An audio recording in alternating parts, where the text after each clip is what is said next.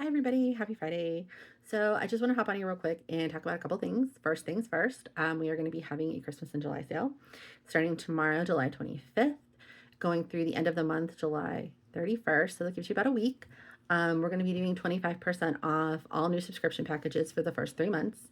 And then any new or existing client who purchases a service, and I'll explain what that is in a second, I will also get 25% off that service. And those services, when I'm talking about that, is if we're doing your open enrollment for you, if we're doing employee handbooks, if we're doing policy for you, any of those things, those types of things, that's what we're talking about.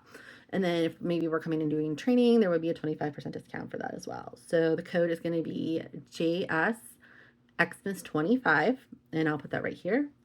And you guys will be able to copy that and use that in your reference to subscribing or in terms of buying new product, or service.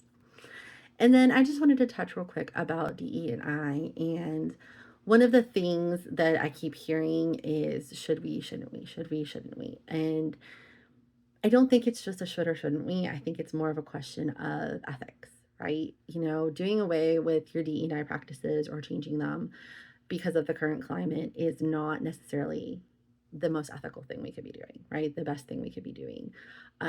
DE&I goes so much further than just what people think of it as on the surface of skin tone or gender or religion or orientation.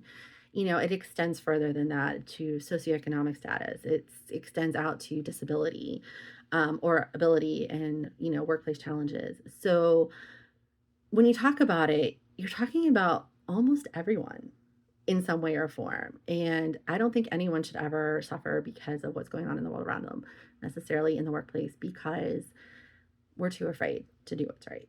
So I will continue and do continue to counsel my clients to do their things that are ethical and right and equitable for their staff.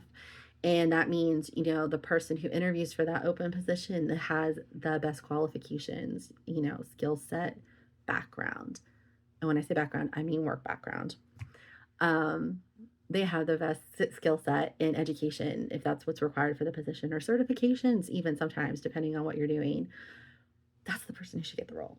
It shouldn't matter anything else. I saw recently some larger companies were using AI to make all of their hiring decisions.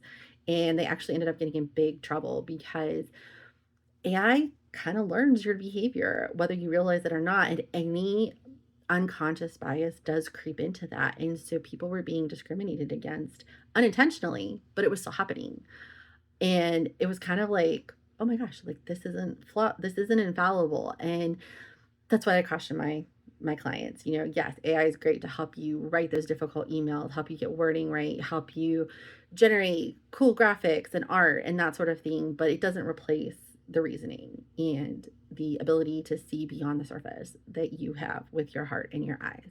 So continue to do those things, and I will continue to do those things, and we're going to treat people the way they belong. So if you're my client or want to be my client and that sounds like something that is part of who you are and part of who your company wants to be, hit us up, jsharellc.com.